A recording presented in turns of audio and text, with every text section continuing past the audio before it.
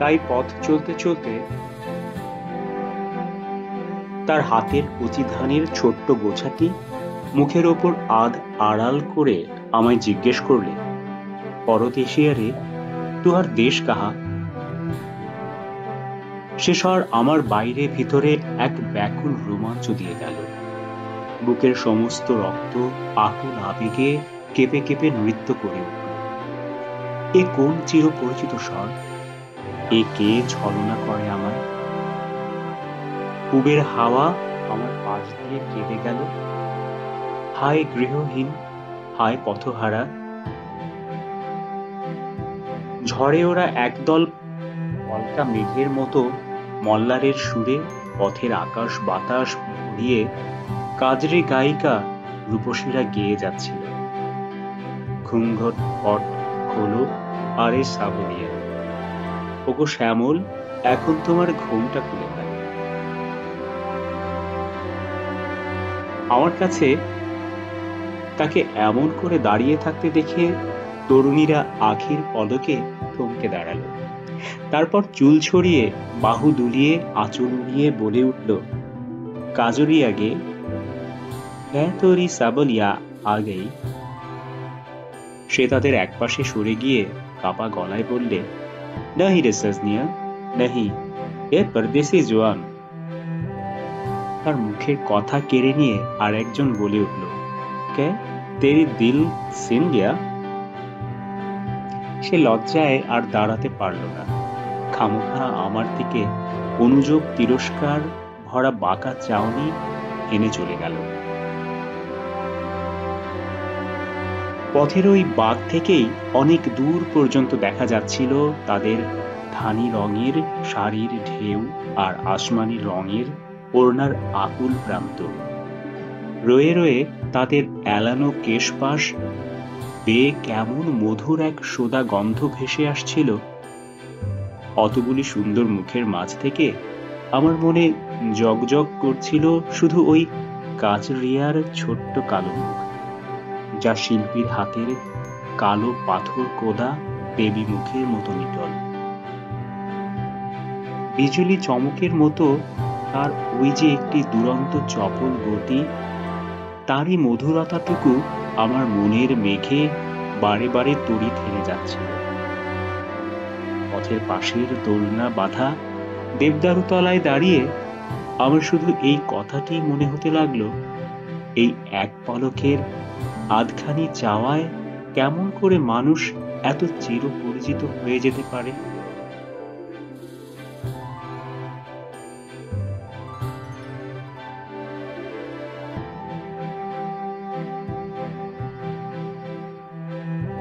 পর্ব অভিমানের দেখাশোনা।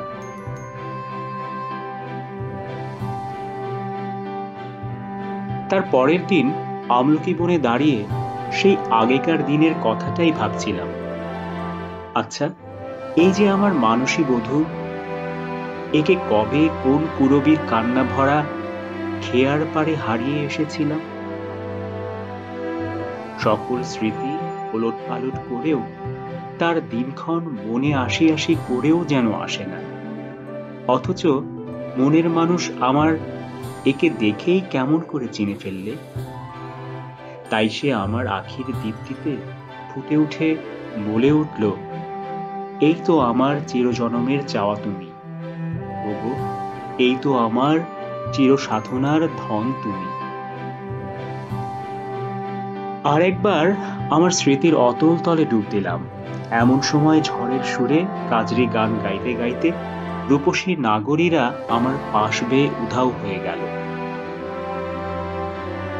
চরে ঘটা ঘন ঘোর গরজ রহে বদরা রহে হরি, রিমঝিম পানি বরসই, রহি রহি জিয়া ঘাব পাবই রামা, বহই নয়নাসে নীর ময়েল ভই কাজরা রে হরি।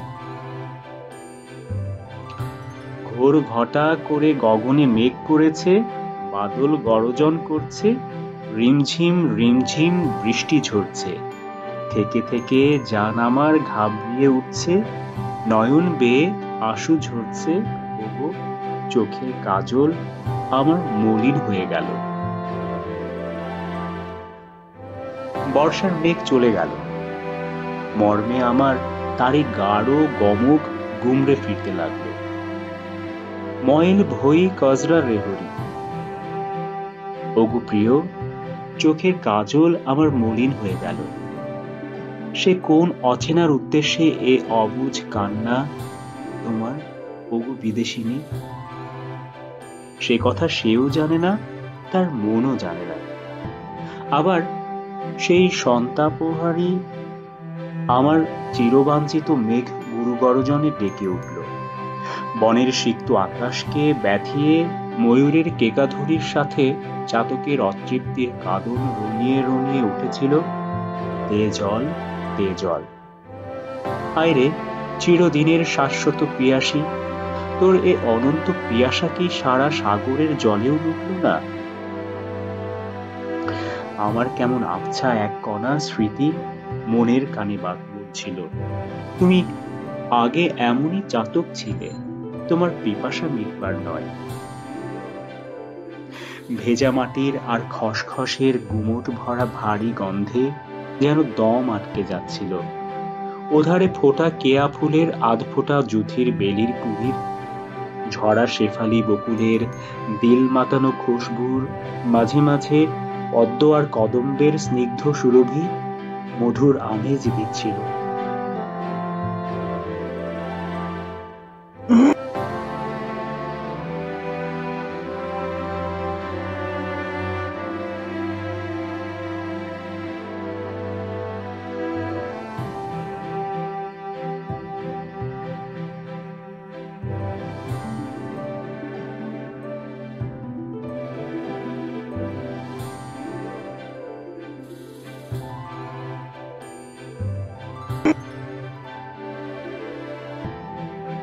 বর্ষার ব্যথা আমার দিকে গভীর মৌন চাওয়ার চেয়ে শুধাচ্ছিল। এমনও দিনে তারে বলা যায়, এমনও ঘন ঘোর বরিশায়। হায়, কি বলা যায়, কাকে বলা যায়? এই উতল পাগল তার কিছুই জানে না, অথচ সে কি যেন বলতে চায়, তাকে যেন বুকের কাছে পেতে চায়। এই মেঘদূত তার কাছে তার পালিয়ে যাওয়া প্রিয়তমার সন্ধান করে গেছে, তাই সেই চাওয়া পাওয়াটুকুর বার্তা পৌঁছিয়ে দিয়ে গেছে। তাই সে মেঘদূতকে অভিনন্দন জানাচ্ছে। এসো হে সজল ঘন বাদল বরিশনে। আজ আর একবার মনে হলো সে তার বিদায়ের দিনে বলেছিল, আবার দেখা হবে। তখন হয়তো তুমি চিনতে পারবে না। আজ সেই বিদায় বাণী মনে পড়ে, আমার বক্ষ কান্নায় ভরে উঠেছে। আমার পাশ দিয়ে কালো কাজরিয়া যখন তার চাউনি হেনে চলে গেল, তখন ওই কথাটি বারে বারে মনে পড়ছিল, হয়তো তুমি চিনতে পারবে না। তাই কাজরিয়াকে ডেকে বললাম, এই তো তোমায় চিনতে পেরেছি, তোমার এই চোখের চাওয়ায়। কাজরিয়া চুল দিয়ে মুখ ঝেপে চলে গেল। তার ওই না চাওয়াই বলে গেল, সেও আমায় চিনতে পেরেছে। আবার অনুসন্ধানে বেরিয়ে পড়লাম। ঝঞ্ঝার উত্রলের মতো দোল খেয়ে খেয়ে পাশের উপবন হতে তরুণী কণ্ঠের মল্লার হিন্দোলা ভেসে আসছিল। মেঘবা ঘুম ঘুম বড়া সাবই সাবই সাবই বদরিয়া সাঙন মে। পথের মাঝে দাঁড়িয়ে দেখলাম আকাশ বেয়ে হাজার পাগলা ঝরা ঝরছে, ঝম ঝম ঝম। যেন আকাশের আঙিনায় হাজার হাজার দুষ্টু মেয়ে কাকর ভরা মল বাজিয়ে ছুটোছুটি করছে। তপবনে গিয়ে দেখলাম সেই বৃষ্টিধারায় ভিজে ভিজে মহা উৎসাহে বিদেশিনী তরুণীরা দেবদারু ও বকুল শাখায় ঝুলানো দোলনায় দোল খেয়ে খেয়ে কাজরি গাইছে। ঝড় বৃষ্টির সাথে সে কি মাতামাতি তাদের। আজ তাদের কোথাও বন্ধন নেই, ওদের প্রত্যেকেই যেন এক একটা পাগলিনী প্রকৃতি। কি সুন্দর সেই প্রকৃতির উদ্দাম চঞ্চলতার শনে মানব মনের আদিম চিরযৌবনের বন্ধহারা গতিরাগের মিলন। সাঙন মেঘের জমার সুরে আমার মনের বেনায় মূর্ছনা লাগল। আবার যৌবন জোয়ারও অমনি ঢেউ খেলে উঠল। মনের পাগল অমনি করে দোদুল দোলায় দুলে সুন্দরীদের এলো চুলের মতোই হাওয়ার বেগে মেঘের দিকে ছুটল। হায়, কোথায়, কোন সুদূরে তার সীমারেখা? নিমতলার কিশোরীরা গাচ্ছিল কাজল মেঘের আর নীল আকাশের গান। নিচে শ্যামল দুর্বায় দাঁড়িয়ে বিনুনি বেনি দোলানো সুন্দরীরা মৃদঙ্গে তাল দিয়ে গাচ্ছিল কচি ঘাসের আর সবুজ ধানের গান। তাদের প্রাণে মেঘের কথার ছোঁয়া লেগেছিল। মেঘের এই মহোৎসব দেখে আপনি আমার চোখে জল ঘনিয়ে এলো।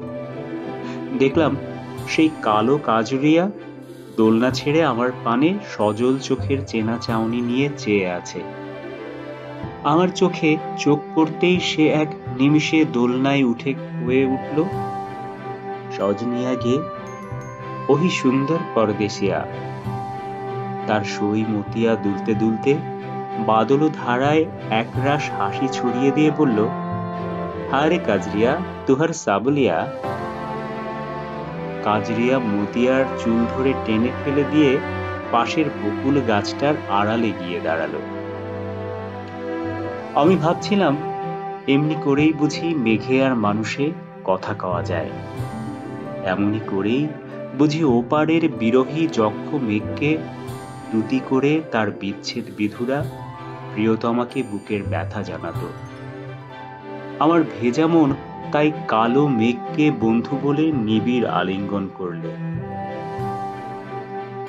চমকে চেয়ে দেখলুম সে কখন এসে আমার পাশে দাঁড়িয়ে আছে।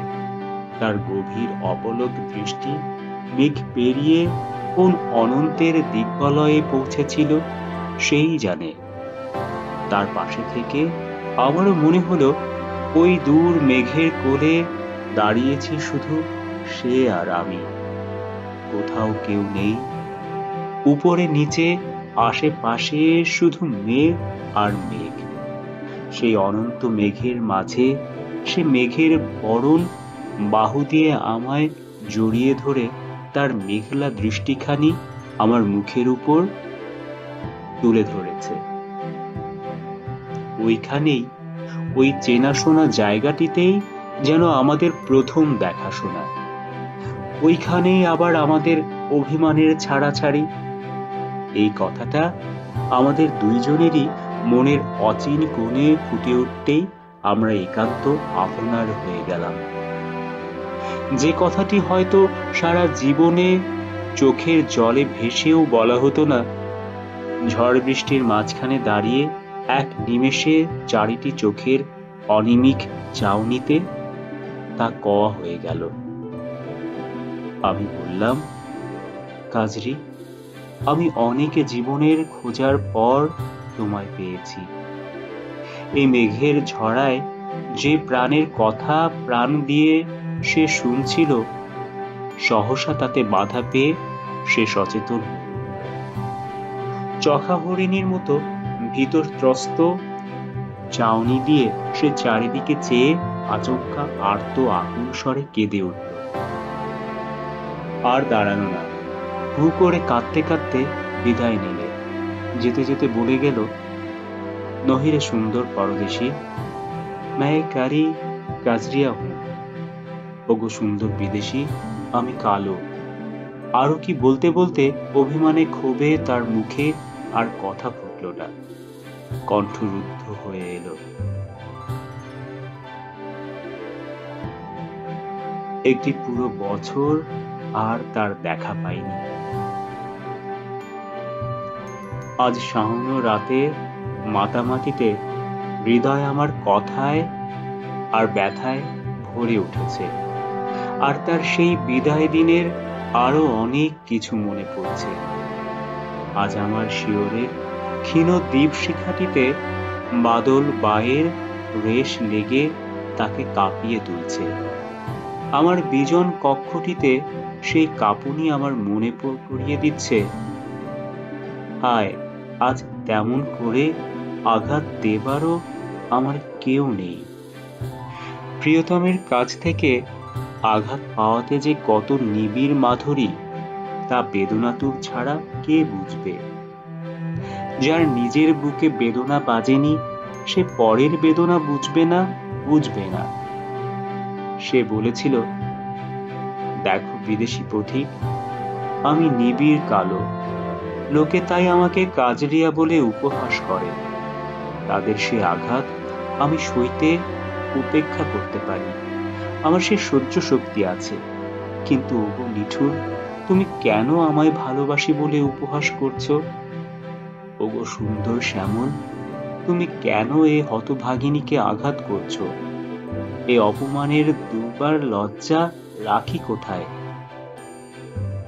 জানি আমি কালো, কুৎসিত, তাই বলে ওগো পরদেশী, তোমার কি অধিকার আছে আমাকে এমন করে মিথ্যা দিয়ে প্রলুব্ধ করবার?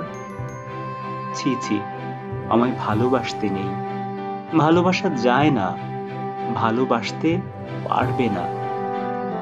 এমন করে আর আমার দুর্বলতায় বেদনা ঘা দিও না শ্যামল, দিও না। ও তো আমার অপমান নয়, ও যে আমার ভালোবাসার অপমান, তা কেউ সইতে পারে না। বিদায় শ্যামল, বিদায়। আমি মনে মনে বললাম, ওগো অভিমানিনী, অভিমানের গাঢ় বিক্ষোভ তোমায় অন্ধ করেছে, তাই তুমি সকল কথা বুঝেও বুঝছো না। আমিও যে তোমার মতোই কালো। তুমি তো নিজ মুখেই আমায় শ্যামল বলেছ, অথচ সুন্দর বলছো কেন? তোমার চোখে তুমি আমায় যেমন সুন্দর দেখেছ, আমার চোখে আমিও তেমনি তোমার সৌন্দর্য দেখেছি। তোমার ওই কালো রূপেই আমার চির আকাঙ্ক্ষিতাকে খুঁজে পেয়েছি, যেন সে কোন অনাদি যুগের অনন্ত অন্বেষণের পর। আর যদি অধিকারী না থাকে, তবে তুমি কারুর আঘাতে বেদনা পেলে, কারো আঘাতে বেদনা পেলে না, অথচ আমার স্নেহ সইতে পারলে না কেন? আমারই উপরে বা তোমার কি দাবি পেয়েছ, যার জোরে সবারই আঘাত বেদনাকে উপেক্ষা করতে পারো, শুধু আমাকেই পারো না? আমার বক্ষ দলিত করে কি করে আমায় এমন ছেড়ে যেতে পারছো? যার ভালোবাসায় বিশ্বাস নেই, তার উপর তো অভিমান করা চলে না। যাকে বুঝি আর আমার দাবি আছে যে আমার অভিমানে সহ্য করবে, তারই ওপর অভিমান আসে, তারই ওপর রাগ করা যায়। আমার যে তখন মস্ত বিশ্বাস থাকে, সে আবার এই অহেতুক অভিমানের আবদার সহ্য করবেই, কেননা সে যে আমায় ভালোবাসে।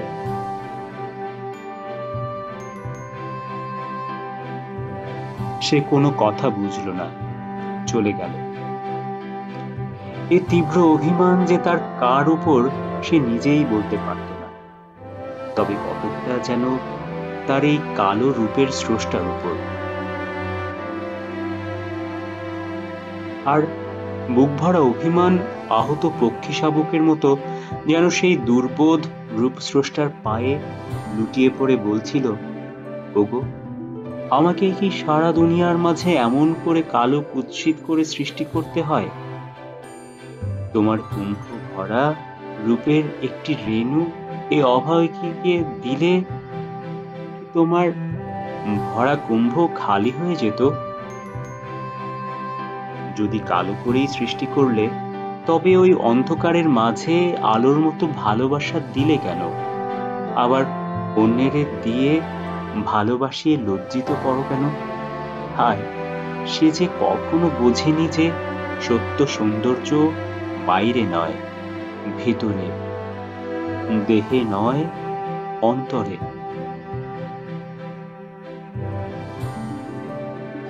আমি সেদিনই একটা নতুন জিনিস দেখেছিলাম যে যতদিন সে কারুর ভালোবাসা পায়নি ততদিন তার সারা জনমের চাপা অভিমান এমন বিক্ষুব্ধও হয়ে ওঠেনি। কিন্তু যেই সে বুঝলে কেউ তাকে ভালোবেসেছে, অমনি তার কান্না ভরা অভিমান ওই স্নেহের আহ্বানে দুর্জয় বেগে হাহাকার করে গর্জন করে উঠল। এই ফেনিয়ে ওঠা অভিমানের জন্যই সে যাকে ভালোবাসে তাকে এড়িয়ে গেল। একক ভালোবাসায় যে প্রিয়তমাকে এড়িয়ে চলাতেই আনন্দ, এ বেদনা আনন্দের মাধুরী আমার মতো আর কেউ বোঝেনি।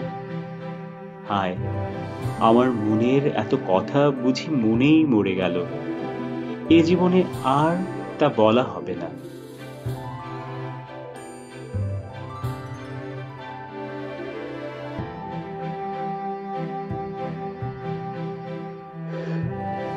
তারপর বছরের কথা,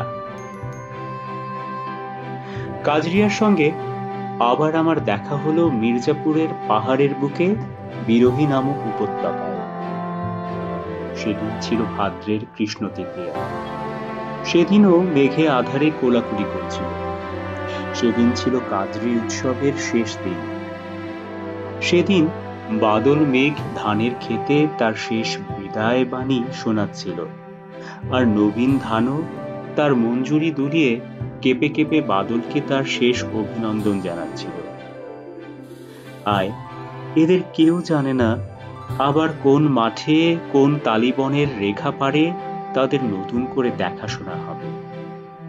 আজ সুন্দরীদের চোখের কাজল মলিন, তাদের সুরে কেমন একটা ব্যথিত ক্লান্ত। সুন্দর ছোট্ট মুখগুলি রোদের তাপে শালের কচি পাতার মতো ম্লান এলানো। কাল যে এই সারা বছরের চাওয়া বাদল উৎসবের বিসর্জন, এইটাই তাদের এত আনন্দকে বারে বারে ব্যথা দিয়ে যাচ্ছিল। কে জানে তাদের এই সখীদের এমনি করে পর বছর আবার দেখা হবে কিনা।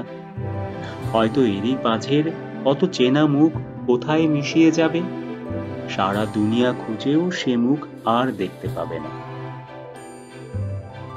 দোলনার সোনালি রঙের ডোরকে উজ্জ্বলতর করে বারে বারে ছুরি হানার মতো বিজুরি চমকে যাচ্ছিল। কাজরি ছুটে এসে আমার ডান হাতটি তার দুহাতের কোমল মুঠির মধ্যে নিয়ে বুকের উপর রাখল।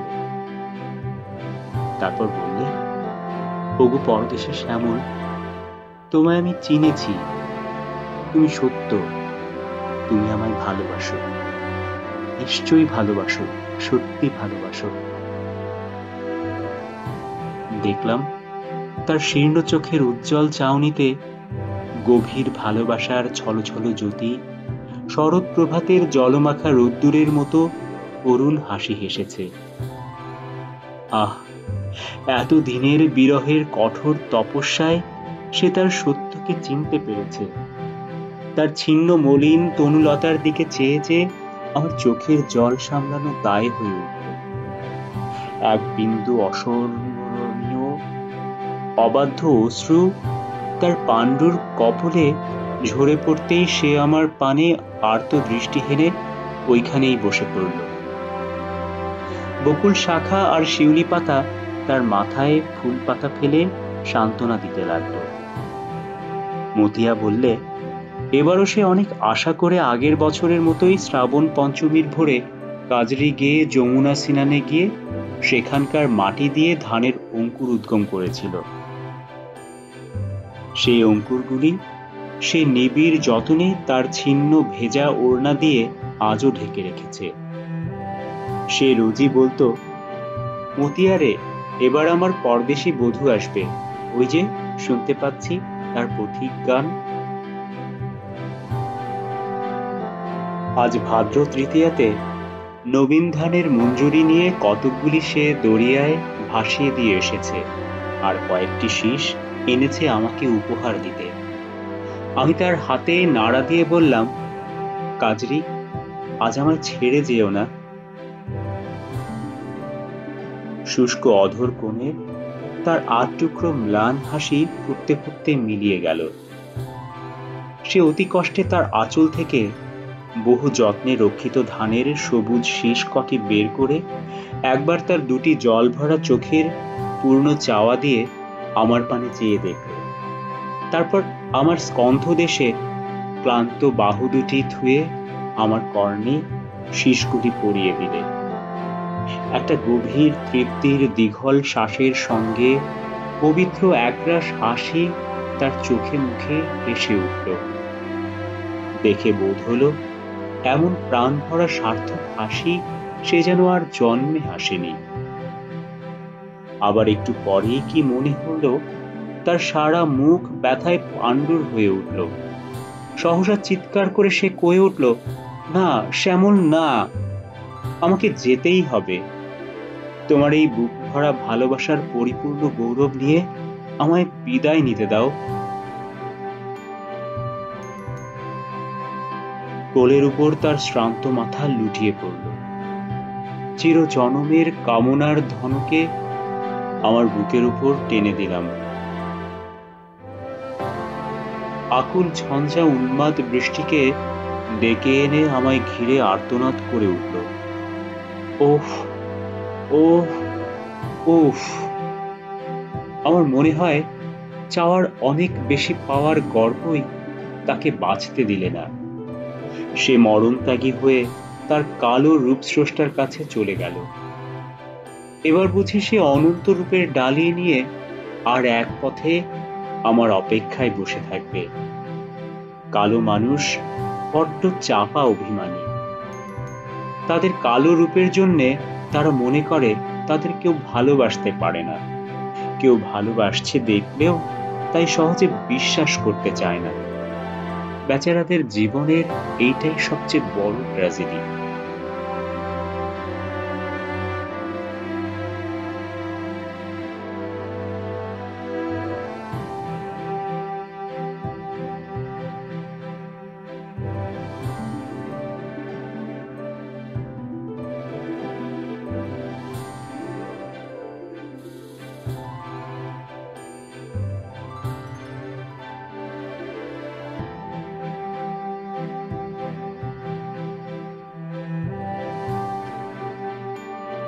পর্ব বাদল ভেজা তারই স্মৃতি।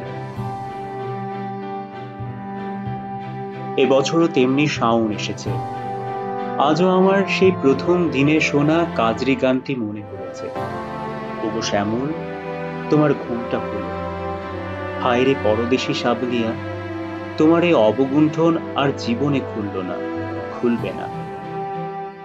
আজ যখন আমার ক্লান্ত আখির সামনে আকাশ ভাঙা ঢেউ ভেঙে ভেঙে পড়ছে, পূরবী বাই হু হু করে সারা বিশ্বের বিরহ কান্না কেঁদে যাচ্ছে, নিরেট আধার ছিঁড়ে ঝড়ের মুখে উগ্র মল্লারের তীব্র গোঙানি ব্যথিয়ে উঠছে, ওগো সামনে আমার পথ নেই, পথ নেই। অনন্ত বৃষ্টির আকুল ধারা বইছে, এমন সময় কোথায় ছিলে ওগো প্রিয়তম আমার? এবছরের মেঘ বাদলে এমন করে আমায় যে দেখা দিয়ে গেলে, আমার প্রাণে যে কথা কয়ে গেলে, হারানো প্রেয়সী আমার। তোমার কানে কানে বলা গোপন গুঞ্জন আমি এই বাদলে শুনেছি, শুনেছি। এই তোমার টাটকা ভাঙা রসাঞ্জনের মতো উজ্জ্বল নীল গাঢ় কান্তি, ওগো এই তোমার কাজলা কালো স্নিগ্ধ সজল রূপ আমার চোখে অঞ্জন বুলিয়ে গেল। ওগো আমার বারে বারে হারানো মেঘের দেশের চপল প্রিয়, এবার তোমায় অশ্রুর ডোরে বেঁধেছি, এবার তুমি যাবে কোথা? লোহার শিকলে বারে বারে কেটেছ তুমি মুক্ত বনের দুষ্ট পাখি, তাই এবার তোমায় অশ্রুর বাঁধনে বেঁধেছি। তাকে ছেদন করা যায় না। ওই ঘন নীল মেঘের বুকে এই সবুজ কচি দুর্বায় ভেজা ধানের গাছের রসে তোমায় পেয়েছি। ওগো শ্যামলী, তোমার এই শ্যাম শোভা লুকাবে কোথায়? ওই সুনীল আকাশ, এই সবুজ মাঠ, পথহারা দিগন্ত, এতেই যে তোমার বিলি দেওয়া চিরন্তন শ্যামরূপ লুটিয়ে পড়েছে। তাই আজই এ শ্রাবণ প্রাতে ধানের মাঝে বসে গাইছি। আমার নয়ন ভুলানো এলে, আমি কি হেরিলাম হৃদয় মেলে। শিউলি তলার পাশে পাশে, ঝরা ফুলের রাশে রাশে, শিশির ভেজা ঘাসে ঘাসে, অরুণ রাঙা চরণ ফেলে, নয়ন ভুলানো এলে। যখন চোখ মেলে চাইলাম, তখনও বৃষ্টির ধারা বাঁধ ছাড়া অযুত পাগলা ঝরার মতো ঝরে ঝরে পড়ছে ঝম ঝম ঝম। এত জলও ছিল আজিকার মেঘে, আকাশ সাগর যেন উল্টে পড়েছে। এ বাদল বরিশনের আর বিরাম নেই, বিরাম নেই। বৃষ্টিতে কাঁপতে কাঁপতে দেখলাম, আখের আগে আমার নীলোৎপ্রভ মানস সরোবরে ফুটে রয়েছে সরোবর ভরা নীলপদ্ম।